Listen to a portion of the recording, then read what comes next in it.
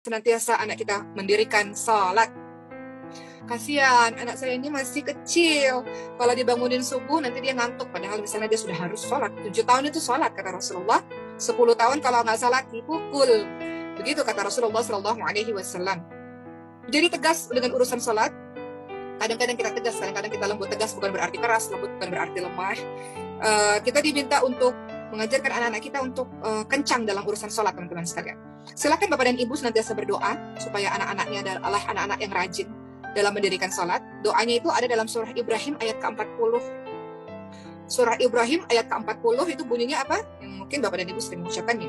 A'udzubillahi minasyaitonirrajim. Rabbi ja'alni muqimas salati wa min dzurriyyati rabbana taqabbal du'a.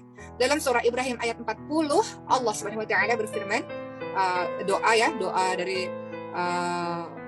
ayat ini adalah, ya Allah ya Tuhanku, jadikanlah anak cucuku sebagai orang-orang yang tetap mendirikan sholat. Karena banyak yang tanya, supaya anak-anak kita rajin sholat, doanya apa sih? Jadi doanya ternyata sudah diajarkan di dalam surah Ibrahim ayat ke-40. Ajarkan anak-anak kita sholat. Orang tua mengatakan, anak-anak saya kasihan, masih subuh sudah dibanguni. Kita buat analogi saja supaya kita semangat untuk membangunkan anak-anak kita sholat, mereka yang terutama di usia 7 tahun, 10 tahun sudah harus sholat itu. Kalau rumah kita kebakaran, anak kita masih tidur, kita pasti melakukan berbagai macam cara agar anak itu bisa bangun. Entah digendong, entah dipaksa bangun, karena kita nggak mau anak kita terkena api yang membakar rumah kita. Itu baru api dunia. Tapi ada yang namanya api neraka. Maka kalau mengingat itu, maka kita tegas untuk urusan sholat kepada anak-anak kita. Dalam surah Al-Mu'minun ayat ke-1 dan 2, A'udzubillahi minasyaitonirrajim, qad aflahal mu'minun alladzina hum fi shalatihim khashi'un.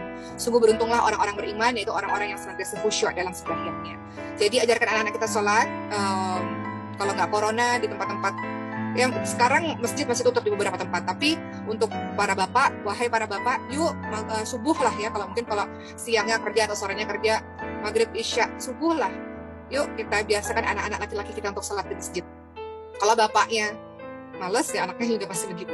Saya punya teman-teman sekalian, anak itu senantiasa setiap subuh dari kecil sudah dibawa ayahnya untuk sholat subuh di masjid. Jadi itu kan sebuah kebiasaan yang harus dibangun sebetulnya. Jadi untuk para bapak, kalau mau anak-anaknya hebat, anak-anaknya luar biasa, terapkan kebiasaan itu. Begitu pula dengan ibu-ibunya yang ada di rumah. Kalau ibu-ibunya sholat di rumah misalnya, maka buat kebiasaan itu untuk senantiasa ingatkan anak-anak kita sholat, insya Allah. Karena hidup kita cerminan sholat kita. Barang siapa yang senang mengakhirkan sholat, berarti bersiaplah ia terlambat dalam segala urusannya.